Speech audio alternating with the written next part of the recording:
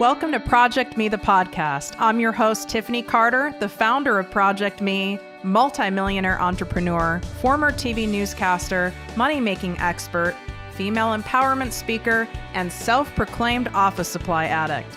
My mission is to take the mystery out of making big money.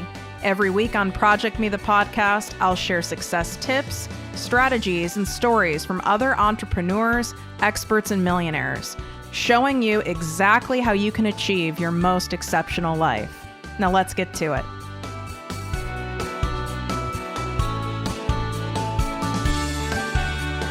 Exciting announcement for all of my listeners. I've officially opened my exclusive group, the ProjectME Passive Income Posse, to the public.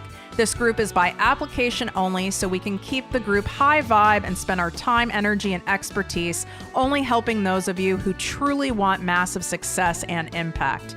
You get live weekly trainings from me, special guest coaches, and direct access to me and my business partner for all of your questions. To learn more and apply, go to projectmewithtiffany.com, click on Work With Me, and select ProjectME Posse.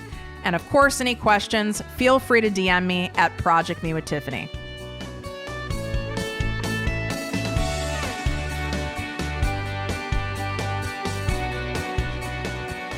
Welcome to the podcast and posse, ProjectME with Tiffany Carter. You guys, you hustlers, you drivers, you pushers, you nonstop doers. This is an episode for you guys to just slow down and listen. You're going to learn a different way today. And I brought on my beautiful friend and the perfect guest to do this with. So you may recognize Michelle Soro from the entertainment news show Extra. She's also an entrepreneur who coaches people on mindset and media strategy. And she is the host of the newly branded podcast, the Fire and Soul podcast. We have a very important topic for you guys today. I'm so happy that you're on to do this with me. I couldn't be more honored. First of all, I get to spend time with you. I think that's what people that really like each other and they're also, quote, busy have to do is like, you know what, just go into those podcasts and hang out. Exactly. And don't have people on that you don't like. Like I've been invited to be on some shows that would have really done well for me, you know, business wise. And I'm like, but I don't really like you. I didn't say that, but it's like, it's just not happening. More importantly, if you have a podcast, don't invite those people on just because you think it's going to give you higher downloads or a wider reach. They won't promote. And besides that, it will reflect poorly on you because everyone knows that you're nothing like that person. Oh, I love that you just said this because this is such a good lesson for you guys listening. You can apply it to podcasts, any part of your business, having someone on Instagram Live or whatever. You might think, oh, I really want to have this person because, you know, they'll share me or they'll do this for my audience. That's the first clue that you shouldn't. That's exactly right. And by the way, okay, let me just go here. So I'm celebrating my 1-year anniversary. And thank you for mentioning that it's newly minted, the Fire and Soul podcast. So up until today, and we're recording in real time, this is June 10th of 2019. I had been calling it the Mindset Mashup. But as the 1-year celebration, we went through the greatest hits. And I was thinking, okay, the greatest hits are the highest downloads. And so that really allowed me to really look back. And I thought, wow, why is that one person like 500% more than everyone else? I'm like, she's the only person who actually promoted it. And by the way, she's the one person who assured me they would not. Oh, interesting. And then they did. So she loved the interview. She loved the conversation. So then she was like, actually, we are going to send it out to our newsletter. But every other person promised, oh, yes, I will. Oh, hey, remind me. Never, not once. And I'm like, this is crazy. I would never. Oh, my God. I'm always blown away. I've had that happen, I think, with 2 guests that didn't promote. And I set the stage very clearly. It won't, don't be on my show. It doesn't, it's not a one-way street. You know, you want to support each other. That's crazy. But that really ties into, and I think, in this whole hustle, push, force mentality. Someone who's not taking the time to promote getting free publicity. Thank you. Getting free publicity, being on someone else's show and not taking a moment, which we all know how quickly you can post things, especially, in Instagram stories, and not taking the time, that's sad to me. You're that busy, you can't even take the time to honor those other people in your life, whether they be work relationships, friendships, loved ones, right? Yeah. No, I'm with you. And even though, yes, I'm still newer in the journey, I think it's like a human decency thing. It's like a courtesy chip, that's either there or it's not there. But yet they'll be the first ones, just saying, to chime in on someone they don't know's post, right, on social media to get their attention. You understand what I'm saying? Yes, I do. They're omnipresent in social media, constantly giving great posts and comments and love, but not for the one person who might be, let's say, lower, a lesser downloaded platform, or they don't need anything from you. So it's that whole don't push, don't force, don't grind and hustle that we're on here to talk about. You got to look at your life holistically and how you're approaching everything. Because when you are in ease, grace, and flow, like the way I really subscribe as often as I'm conscious to, I notice everything. And I'm like, that person, I've had them on my list. I don't want them on my list. Why do they even follow me? I love you. You guys are going to just fall in love with Michelle by the end. I love you back. I'm really big into dream boards. Some people call them vision boards. I won't say who it is, but I had someone on my vision board for the longest time. Because we don't know most people online, right? We really don't. You could be, online dating. You don't know that dude or that girl. I mean, you really don't know the person. It actually takes quite a bit of time and energy exchange to get to know someone, but we make up stories around people based on maybe their online presence or how they show up on TV or whatever it is. And I had an experience where fate, God, whatever, had me meet this person and was not at all who they are online, which is like heartfelt and soulful and nurturing and sweet. Not at all. Man, that got ripped off that damn wall. And good for you for doing that. But so that's lesson number 1 in this podcast, right? Like you can remove what you thought was the marker, the holy grail, the dream guest, right? The measured outcome.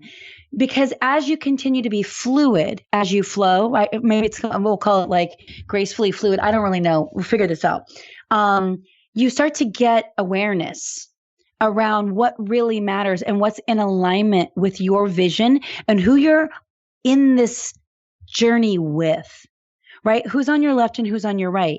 And when it doesn't resonate or you don't trust or you don't even really like, take it off your vision board. It's okay. Because guess what happens? You leave space now. You've unplugged for the universe to rush in and bring you the right person. And it may not go as fast. And this is something that you and I talk about. Slow is not sexy. That's not what a lot of these people talk about in social media, especially in the personal growth space. But let me tell you, patience is the fastest, healthiest, most sane route to success.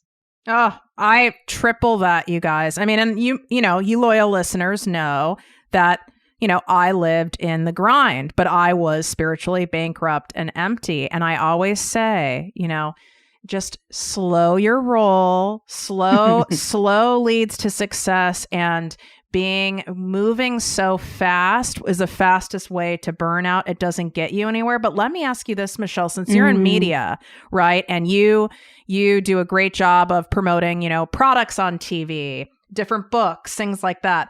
Why do you think it is there are so many books, courses, programs, events that are like, make 100,000 in 30 days, fix your life in 15, get your confidence back in 3 months? Like, why do you think there's always this short time frame tied to these big promises?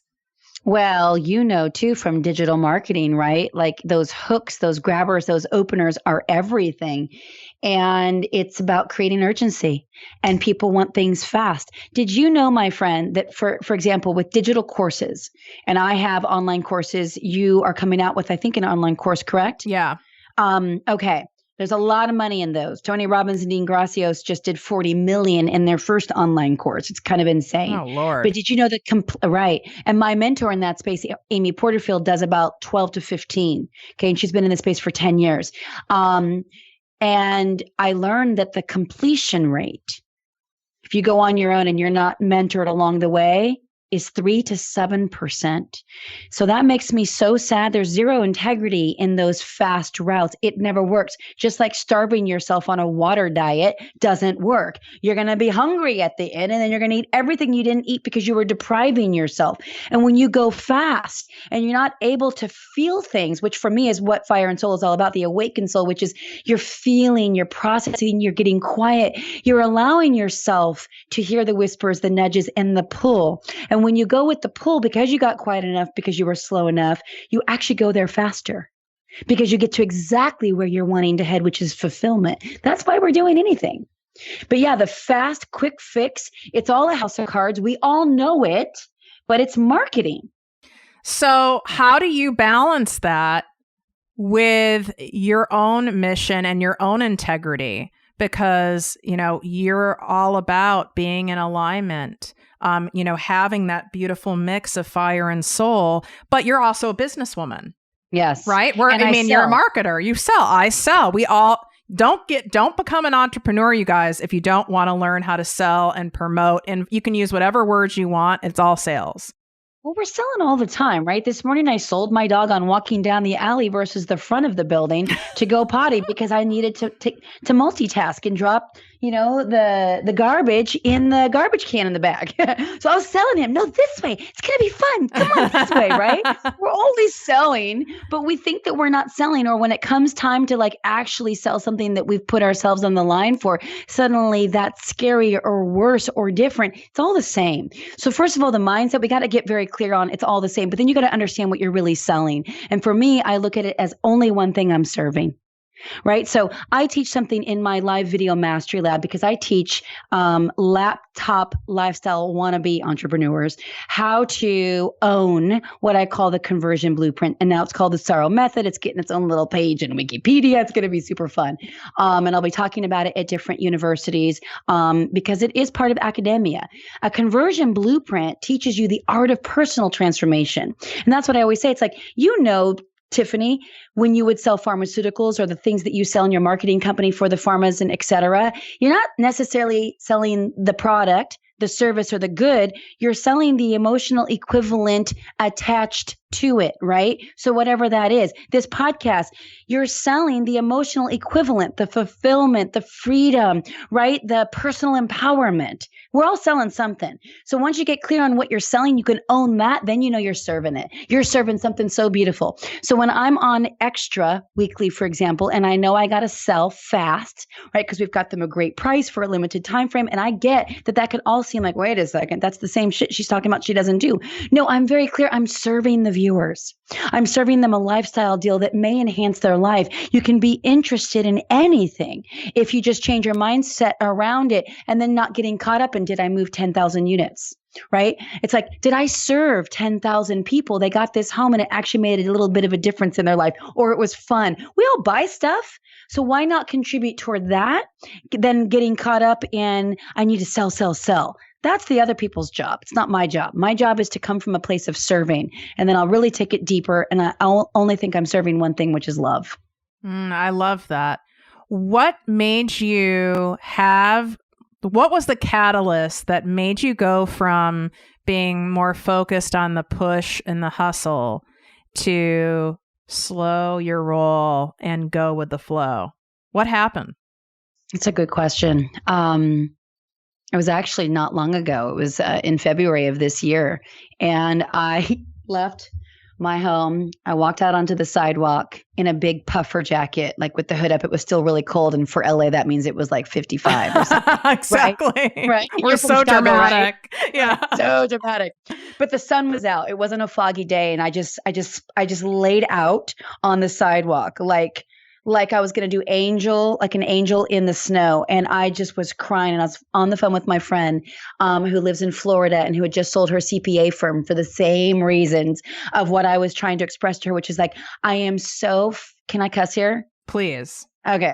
well, I should know, so fucking exhausted. I said, I'm like inside out adrenal fatigue beyond like, I don't know how I can keep going. I'm going from 6 a.m. till midnight and it's only me. And I'm responding to every fucking post and notification on social media like it's a crisis, like it's life and death, like I owe it to that person who tagged me that I've never met, who hasn't invested with me. I don't know. Why am I doing this? Is that because this is what I see all the others do that are 10 steps where I like ahead of where I want to go, not minding myself or reminding myself that they've got teams. They've worked themselves up to that level, right? But I was still comparing as if I needed to be keeping up. So it was there where I decided that was it. So I took my biggest moneymaker at that point. It was a high-end mastermind, and I would bring in all these expert guests. And because it was a higher price point, I also thought I needed to give more. I couldn't feel worthy enough to just show up on the live call. I also thought I had to respond to every text, every notification, every post, right? And then do the same with all the speakers. And then like level up the next speaker and the next speaker. I mean, it was exhausting. And I was about to launch my next one. It would have been my third in a year. Wow. And I was like, the third mastermind in a year? That's a lot. I was doing them in 3-month increments, which is way too much. I don't do that anymore. And I decided I wasn't going to do it. And that was a big let go for me, because it also meant if I let that go, well, then where's that money? Where's that income going to come in from?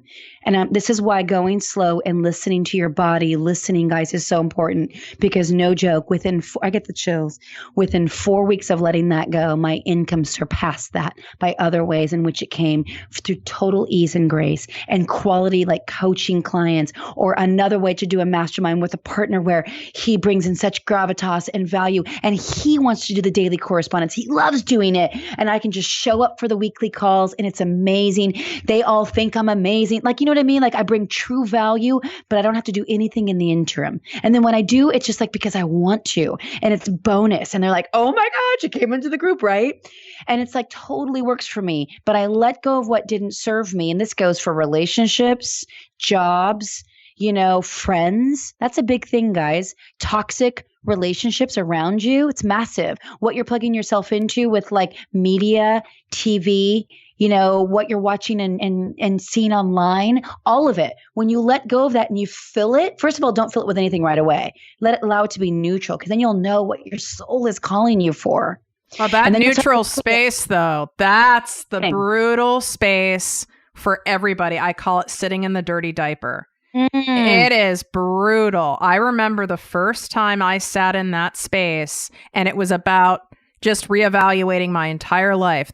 My clients, and this was before I had ProjectME, clients, whatever, guys, lovers, friends, you name, acquaintances, what I watched on TV, everything you said. And I eliminated, I don't know, had to be 95% of the people in my life. And thank God I had, I was in a 12-step program for people who are basically workaholics. Okay. And it's a real thing. But I had a sponsor who helped me, and some other people in the program helped me stay in the diaper. I was so uncomfortable. I wanted to fill it, Michelle. I wanted to fill it. Oh my God. It was so much space. I never had that space in my life. Mental space, physical space, time.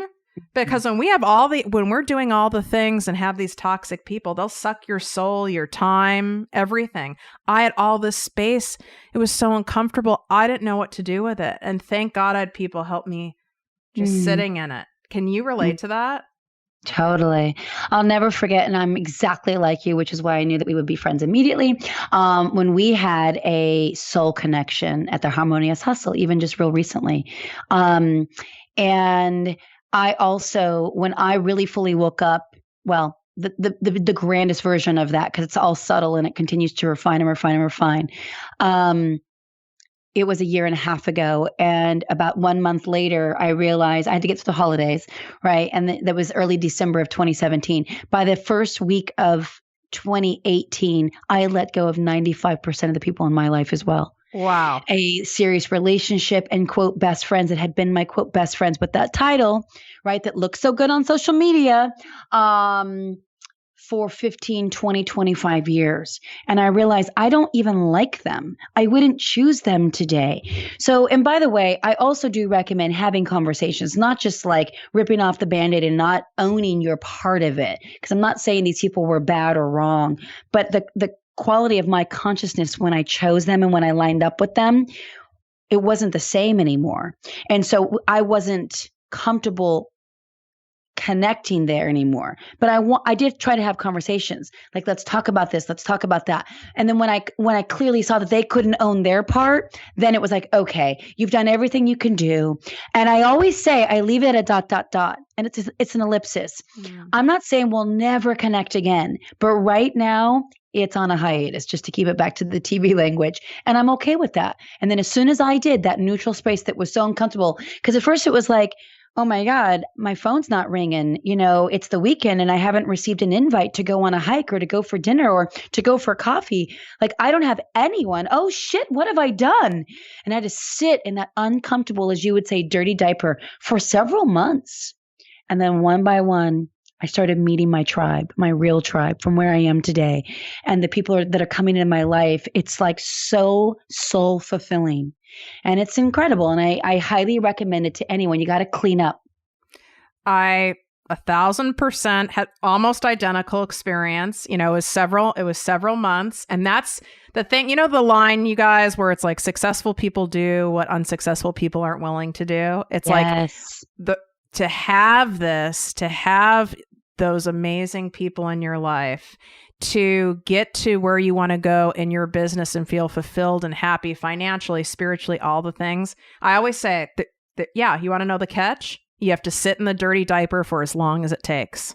So true. And it sucks. It sucks. It feels like it's years, but it's totally worth it. It's worth doing that. So what do you have to say for people who are listening and they're like, you know what, like, I started this business or I'm side hustling and you know what? I thought I would be into it. I thought I loved it and I'm exhausted. I'm tired. You know, they're at where you were at. I'm exhausted. I'm tired. I'm not feeling it. I'm unmotivated. I'm procrastinating.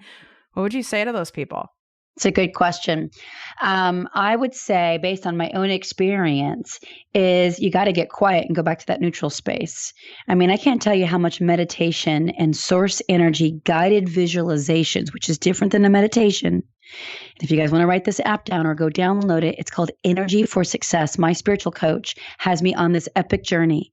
And I feel like I'm levitating, like things are coming toward me and into my inbox without me efforting. I write it down. I think about it, I visualize it, and then boom. I mean, almost always, if it's for the greater good of all. But if you're in that space where you're like, okay, I launched the thing, I did that, I got that, and I'm not enjoying it, or I'm exhausted, the only thing that I know how to do is you got to readjust, right? You got to figure out, is this really what you want to be doing? Kind of like you, Tiffany, when you were at the CBS table. Right? Young, you accomplished it, you got there, and young, fast, by the way. Then you're like, oh, wait a second, this is not what I thought it was going to be. And success leaves clues, success meaning that path. You know, I will be burnt out and probably dead by the time I'm 30, right? And so I started looking at all the people around me that have the 7-figure careers in the coaching space, personal growth space, speaking space. And I didn't know that many that were genuinely happy, that had built their careers off of that. A lot of people are in this space, and I know you're growing fast in this space, but a lot of them get into this space because they've already built up another very successful career, and I get that. And we, as me people, compare against that. That's not fair. So make sure you have the facts, right? But when you can look at what you've built, first of all, you've got to acknowledge and celebrate all you've actually already created. We don't take the time to celebrate the wins, the success, the journey. And I don't know about you, but the only way that I experience any kind of happiness or fulfillment is by making progress. And sometimes progress means I got to unplug and get quiet. And then I got to realign to what my soul is calling for next. Our mutual friend, Nicole Sylvester, is the queen of this. She's always reinventing. I want to do this. My soul's calling for that. And I started really paying attention to that. I was like, wait, you were just on this part. Wait, now you're doing this. And I'm like, yes, because she's fluid.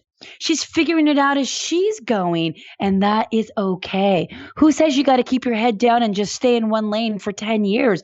No, if you're honoring your soul, you're like, wait, I thought it was that mastermind, but it's not. That doesn't light me up. This lights me up. I need more spaciousness in my schedule. That's where I really can tap into my magic that the universe gave to me, my X factor, to give it more freely and more generously where it's coming from my heart versus I'm manufacturing that motivation because I know you paid for it. Do you feel that in an online business space of any kind or business in general, just following whatever it is you want, maybe it is a career, maybe it's to have a jewelry line or whatever it is, do you feel that you can have great success going at it really slow and not hustling and grinding and doing all the things? I do.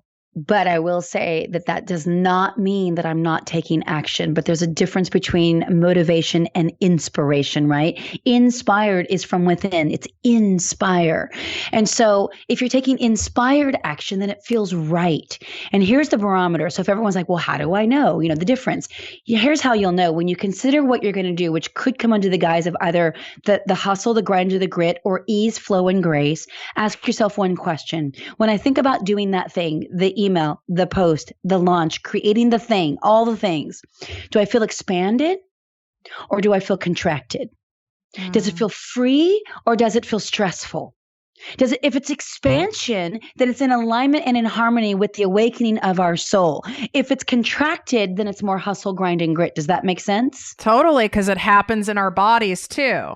So for me, when I start going in like that contraction, my throat constricts, my breathing, my muscles. So that's another way to be able to evaluate, but you can't evaluate that when you're being a spaz and doing a million things at once. You don't even listen to your body, but your body actually has amazing cues in that as well, right? For sure. Not to mention, you'll know that you're stressed and that you're living in contraction because the only thing that you'll ever hear yourself say is, I would love to, but I'm so busy. Oh my God, that you know what? That was my story almost my entire life. I'd love to, I can't. I'm just so busy and I'm exhausted. Right. Oh, I'm exhausted. And it's like, what badge? I think there's the thing with being busy, and you've made a comment about like slow isn't like the sexy thing. And you're right, because there's something like, I'm so busy. What am I so important? Like, what am I busy doing? All those years I said that, like, let's be honest. Like, I'm not a brain surgeon here. Like, what was I so busy doing? Right. And then let's give a shout out to the brain surgeons that have actually figured out a way to have balance, right? Or an integration. Yeah. And for example, I'm going to the south of France in 2 weeks. I think you have a big trip coming up, in a few days? Yeah. Because we know how to travel and have a life. We can't do it all. But there will be 2 calls that are video calls where I lead large groups while I'm on that trip. And that's okay, because that will be the extent of me working. But how beautiful that those 2 calls will pay for the entire trip. Right? I mean, you got to look at it that way. 4 hours out of an 11-day trip to the French Riviera, that is an integrated lifestyle that I dreamt of in my 9-to-5, which I was never a 9-to-5. I was always first in, last to leave, right? It was more like a 6 to 8, and I had no life. But yeah, it's crazy to think about how we live with these badges of what we would call honor. I'm so busy. Look at me. I'm so busy. I'm so busy. It's not a badge of honor. And this is actually what I want to be talking about more and more and more, which is why I retitled the podcast to Fire and Soul. Action is critical. It's important. It's a must. It's the only way that you're going to move forward. But it doesn't have to be so grand every single day. Baby steps, chunk it down. Say, okay, I'll work on this for 2 hours. And then I'm actually going to take my dog to the park. I'm going to meet a friend for lunch. I'm going to schedule that in because it's just as important. And guess what happens? When you unplug and walk away and get some fresh sunlight on your face, then you will get downloads and ahas that you can take back that will quicken the action. 1,000%. When I get asked, Tiffany, how'd you become a self-made multimillionaire? My response every time is $1 at a time.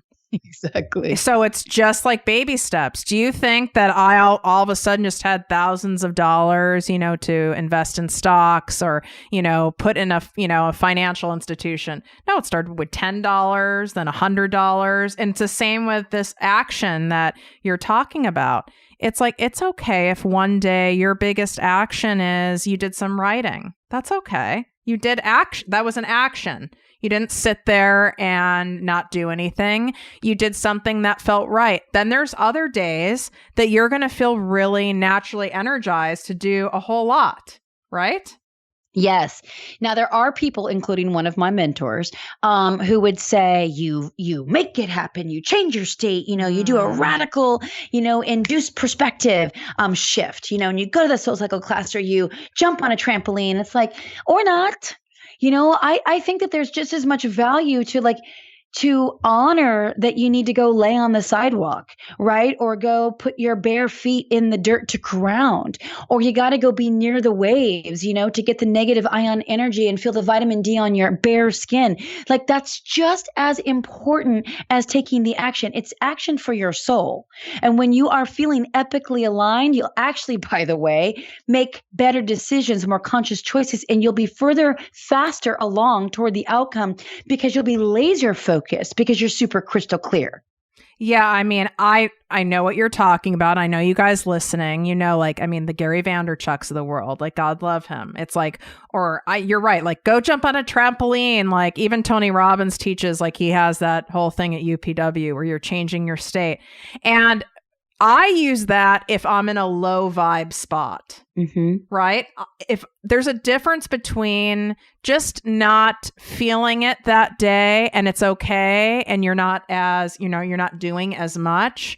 There's a difference between that and going slow and being in a low vibe, almost depressed state. When I'm in a low vibe depressed state, which can happen, right? I mean, I'm on medication for depression, so that can happen to me sometimes, right? Then using different things to raise my state and my vibe those are great. I agree. And that's a really good point. And so I would use it for that. But then there are times too, where if I'm in a low level state and I've got a monumental to-do list, that still might be the day that I allow myself to sleep, like for example, 10 hours, because I know that my body is trying to tell me something. Right. And so I like to get really clear on the distinction of, am I depressed or am I just fucking tired? Right. Right. And then I like to look back, and this is why acknowledging the wins and the success and the progress along the way is so, so important, because we look at someone's 10, 20-year success and then we compare ourselves against it now after 1 year or 2 years in, and we somehow think we're lesser than, right? Because we're not there. It's like, that's why going slow is important, but acknowledging your progress. For example, today is the 1 year anniversary of my podcast coming out. Well, technically it's tomorrow. But today we released sort of the greatest hits of our 1 year anniversary. And I think, wow, I know someone that you know as well who launched their podcast just a couple of months before me, and she's got like 4 million downloads, and I have 100,000 downloads. And I could easily compare to like, oh, you suck, you haven't done anything, like it's not successful. Wait a second, 100,000 downloads. I've never marketed. I didn't hire a publicist. It's all organic. It's natural. And I'm like, remember Dumb and Dumber, where they're like, it's a 1 in like 1 million chance that you're like, she'll say yes. And he's like, you mean I've got a shot? Like, I look at it that way, like 100,000. Wow. Where are they? How can I love on them more? How can I add more value this next year? I want to give them even more, right? Because it's all for them. Why do we do it? Right. Not to hear yourself talk, because you probably talk to yourself as much as I do anyway. Totally. But we compare so fast and so easily. And it's just, the comparison thing is a big deal. And comparisonitis is what I call it. But we've got to celebrate the wins along the way and allow ourselves to know the distinctions between, am I depressed or do I just need to take a rest? And you're just as worthy on a day that you rested all day versus a day where you, so to speak, #crushed it.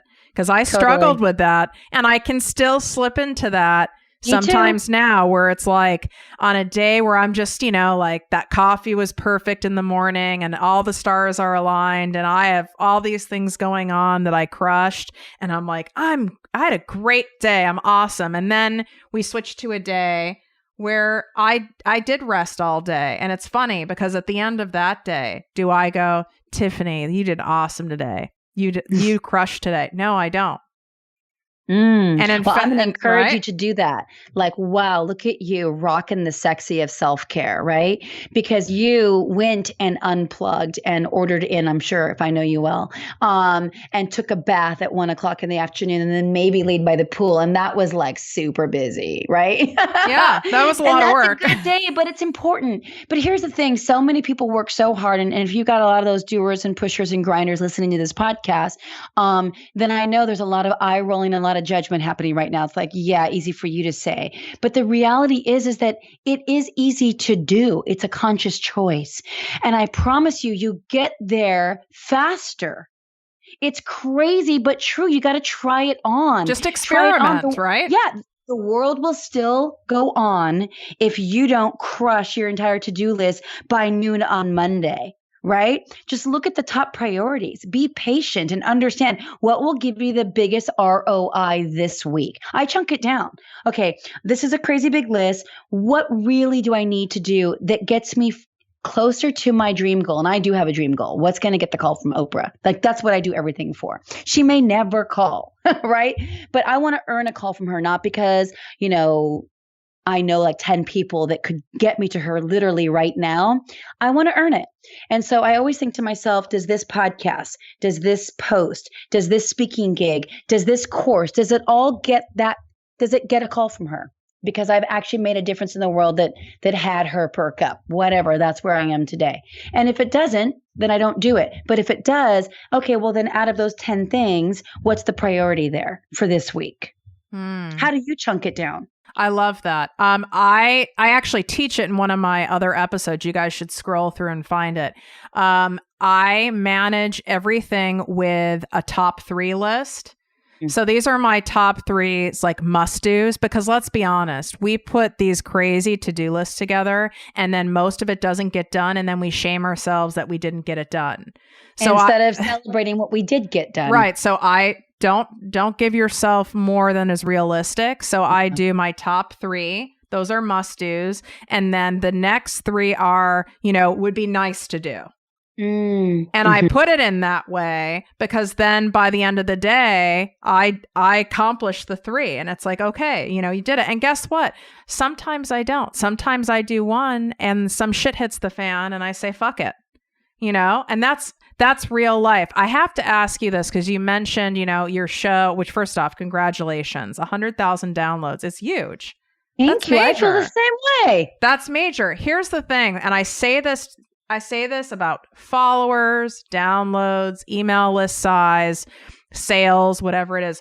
I would rather have 100,000 quality downloads of people who really listened to the episode than a bunch of people who downloaded and forgot it was sitting in their queue or listened to 5 minutes and turned it off.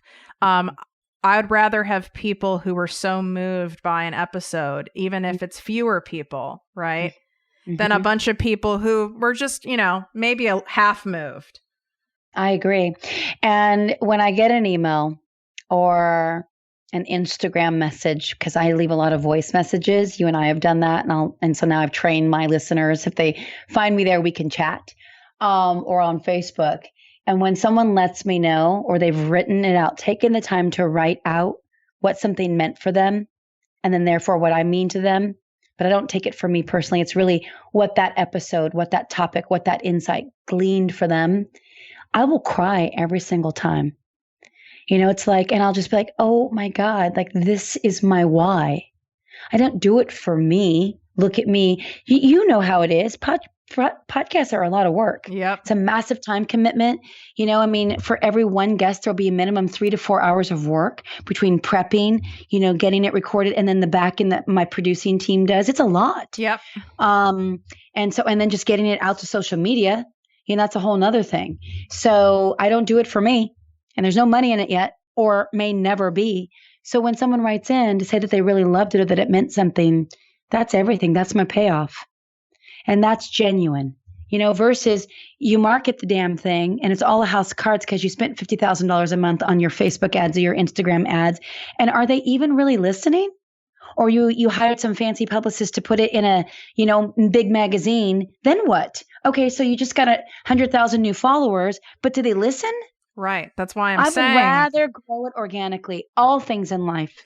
And there's nothing wrong with using ads, but I just want you guys to celebrate, you have 1,000 followers, or you have only, instead of saying only 3 people bought my first course, how about switching that to saying I helped 3 people?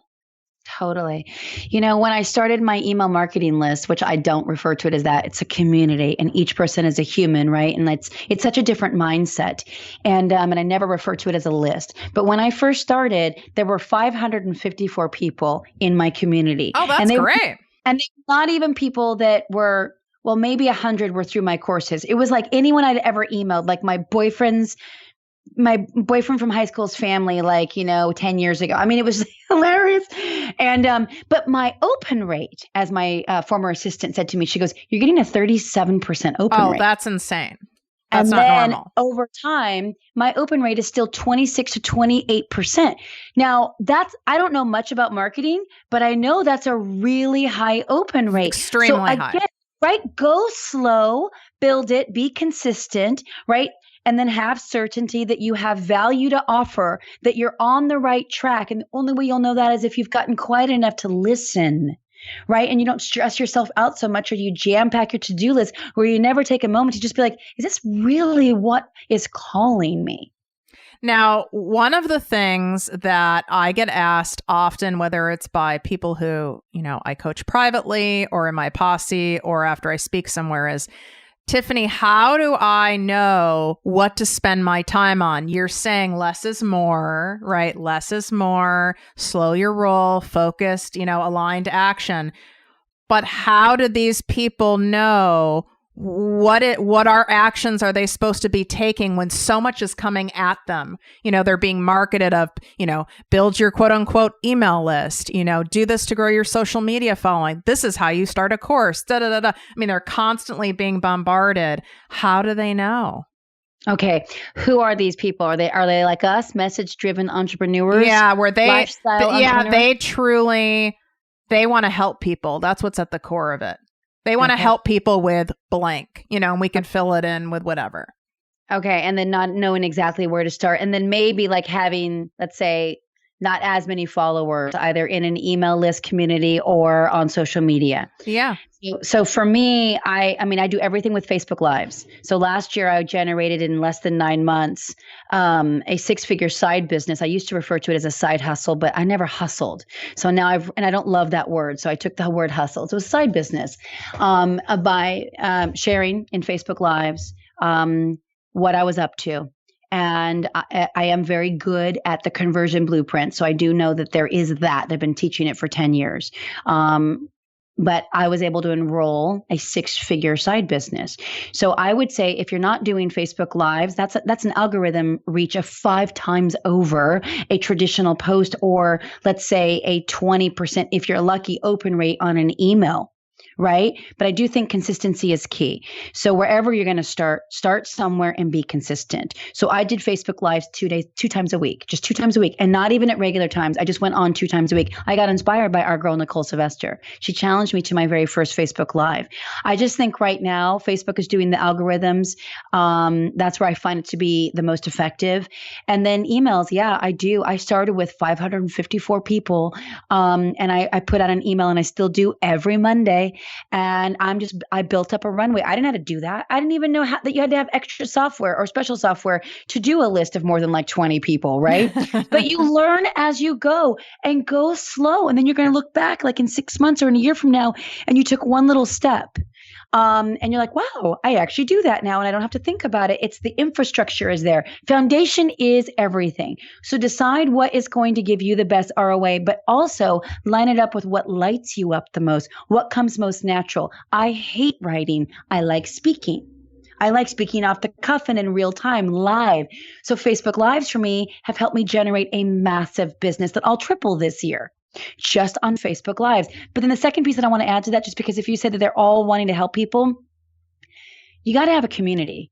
I think you got to have a community, I think on Facebook, and be giving insane value all the time for free and build that community up. If it's 100 people at first, if it's 20 people at first, I don't care.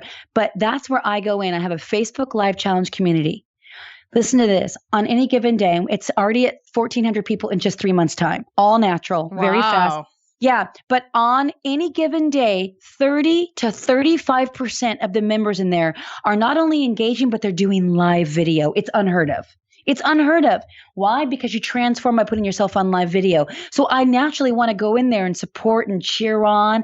But also, guess what's happened? That has become my natural community. When I launch my next course or my small incubator or my next accelerator, those are the first people to join, because I've given so much value to them for free day after day after day. So it's old school, but I do believe that old school is the new school. It's the modern marketing. You got to go slow, one person at a time, and be extremely personalized and customized. And that's where you found success in your audience. You're finding a higher conversion on Facebook. You feel aligned there. Some people feel more comfortable, or it feels better to be on Instagram, or they have a YouTube channel. You have to also go with, number one, strategically where your audience lives and hangs out, but what you gravitate to. If you hate Facebook, that's probably not going to be your space, right? 1,000%. Because are you more comfortable on Insta? Yep. Yes. So do you do IGTV? Yes. You do? Okay. Yeah, I hate it. And I have decent following over on Instagram, but I just can't get a community feeling. It doesn't, with rare exception. And I don't figure it out, and I like doing live videos. So it doesn't feel like my jam, although I do know I go there every day. It's the first place I look in social media when I wake up, right? But yeah, it's so funny. But that's why I go to what lights me up naturally. That works for me over there on Facebook. I can post the same thing and get 5 times the engagement on Facebook, but you'll post the same thing and get probably 10 times the engagement on Instagram or wherever the platform is. So yeah, you've got to go with what's pulling you and what's natural and where your people really are, but then serve them. Here's bottom line. Ask them. Right. Ask them, what do you want from me? Right. You know what I was told? I recently asked, and thank you guys for all of you who answered, right? That's beautiful. Thank you. That I love video like you. I love live video. So I put a shit ton of, amazing tutorial videos together for IGTV and on a YouTube channel. And my audience told me, you know what, Tiffany, we love learning from you better when you're like in your bathtub or you're in your bathrobe. We don't need to make it fancy. And I went, well, shit, that's going to save me a lot of money. Thank you. Oh my God. So true. Okay. So then you'll appreciate this. This is another realm of going slow and honoring what's really lighting you up or calling you, right? So I had met the entire team that does all the digital courses for Brendon Burchard. Wow. And supposedly Brendon Burchard is doing $20 million a year in digital courses. That's a pretty good business, right? You make it once and you just sell it over and over and over again. And I'm sure he goes in and revises because he is a perfectionist. And nevertheless, his team, his videographer, his editor, his copywriter, the whole team, I met them when I was the MC of a recent event. And they were all going to allow me to hire them. I love this. Allow me to retain them. And their fee was $25,000 for basically 1 month's worth of supervision and 1 day of filming.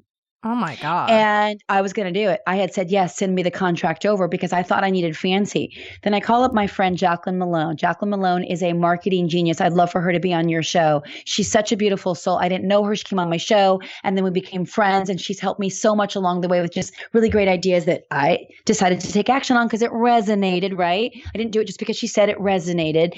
And Jacqueline said, there's something about this that doesn't feel like it's really on brand. Now, that's not my language. That would be her language because she's a marketing expert. I feel like you need to do them completely natural and it needs to be live and you need to have nothing fancy or glamorous about it. And I think you need to try that and see how that goes. I have a feeling you're going to be surprised. She was so right. I do now my digital courses are all live, nothing fancy. And and maybe one day I will. I'm not knocking it. There's no shade there. It's just nobody's looking for perfection, Tiffany. Everybody is looking for real. And if you're one of the only people that will be out there and be like, yep, I'm wildly successful and I can also do shit from my bathtub at 2:00 on a Monday, they want that, right? Because you're also going to give them the steps. You got to do this, this, and that if you want this, this, and that. But you can also own your own lane, which is what I'm all about. Yeah. And truthfully, who am I more mesmerized by watching? I'm more mesmerized when someone is just them and it's not the glam. In fact, the glam kind of turns me off. Totally turns me off. And then if I go to their Insta story, just saying over there on Insta, and they're on vacation and talking about how they needed a vacation, they had to have a vacation, they need to unplug, they want us to unplug, but yet they've got 500 Insta stories in every 24-hour period. I'm like, oh my God, I'm exhausted just watching your stories. You're posting all this crap, So that is not the same either. So yeah, it's the glamorous, frenetic, desperado. I want to meet someone where they ooze ease and grace and flow. And then when you meet them in real life, they're not in a hurry. There's no hurriedness about them. I may walk and talk a little fast. That's just the way I am. That's part of my charm. But internally, I'm slow. And that was a shift that I made because I literally got to the point where it was like, those old clocks where it's like ding, ding. And it's like, and all of a sudden it's like ding, ding, ding. And it's like, that was me flat out on the sidewalk at the end of February in my black puffer jacket. Like I will never go fast like that again because it stressed me out and I couldn't enjoy it. I love going slow. When someone asks me, what are you doing this weekend? My answer is usually nothing. And I'm loving it. I'm loving like not nothing and feeling bad, like nothing, like, and I'm thrilled about it. Right. Totally. People say, don't you have the fear of missing out? And I'm like, no, when I just watch what you're doing in social media, I get tired by watching. Yes. I get stressed out when I watch a lot of that. I need a lot of spaciousness in my schedule. And so that's why, for example, choosing to do this trip last minute, 2 weeks notice, which I love those types of trips, go to the south of France. And it's okay that I do a couple of work sessions while I'm there. That's okay. And there's going to be other vacations where I completely unplug. But it was either do this trip because there's other really fun friends that I love and I get lit up and filled by that are going to be there at the same time, or go in August when it's hotter and you'll be alone. That doesn't sound like fun, right? So all you have to do is just work a little, 4 hours in 11 days. That's okay. How beautiful. Yeah, it doesn't have to be all black and white, completely unplug or immerse yourself in work and have no life. That's the whole point of integration. If you guys are loving this episode, I want you to take a second right now and take a screenshot and then tag me at ProjectME with Tiffany. And what is your Instagram, Michelle? Is it Michelle Sorro? Yeah.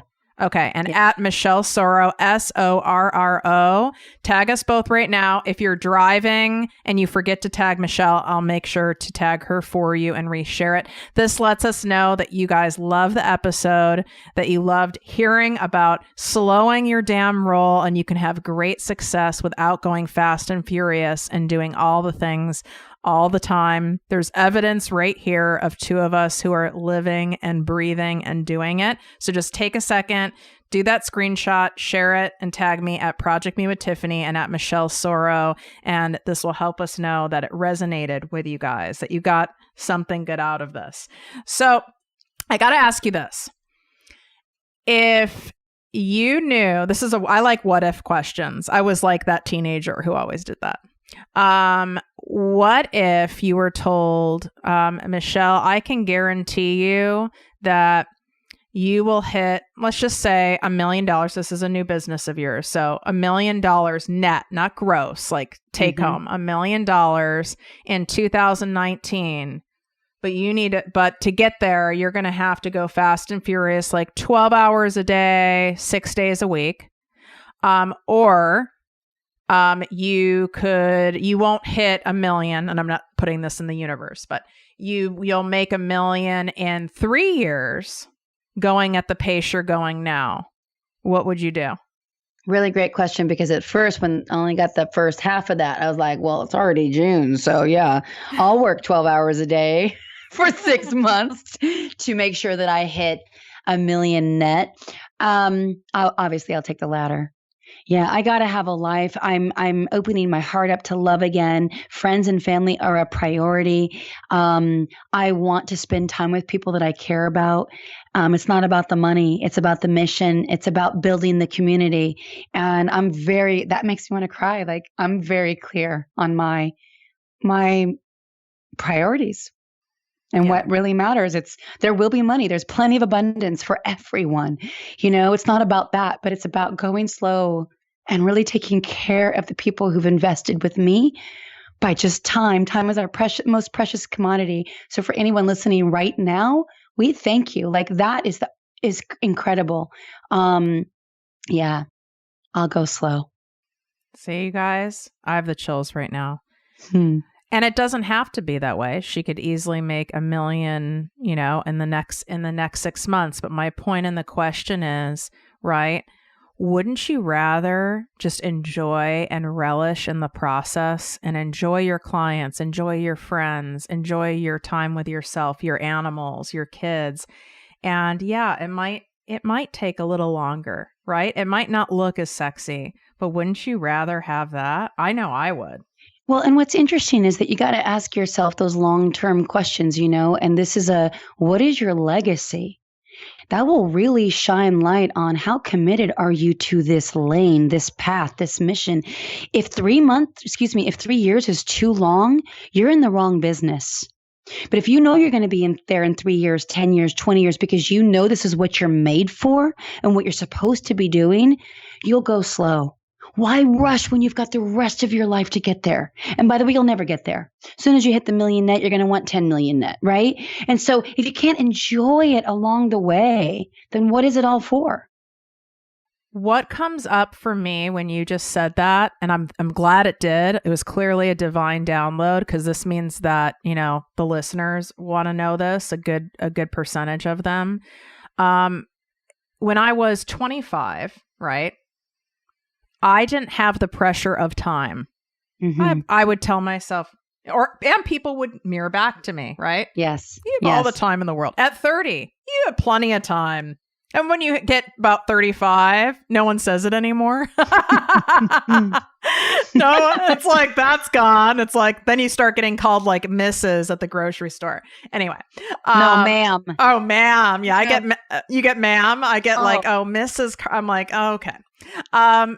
So I will have, as we all do, right? Like, this is an ongoing process, but I'll sometimes have stuff come up that is almost a panic of time, because I'm not 30, right? So you just said you have all the time in the world. No, I did not. What did you say? I said something like, when you're looking at the difference of, would you bust your ass and be completely stressed out and have no life and no joy, and maybe put yourself into the hospital because your adrenals are so fatigued, to make $1 million in 1 year versus 3, I would say then you really want to look at why you're doing what you're doing in the first place, right?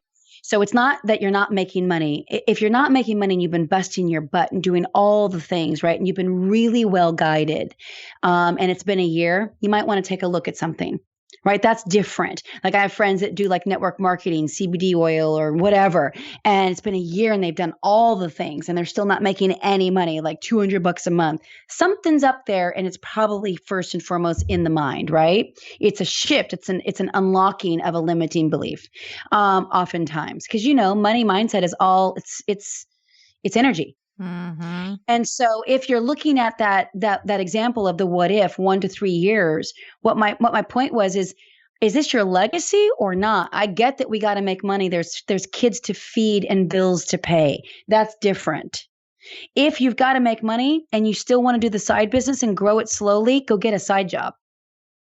I'm not saying be responsible. My gig on Extra pays my bills.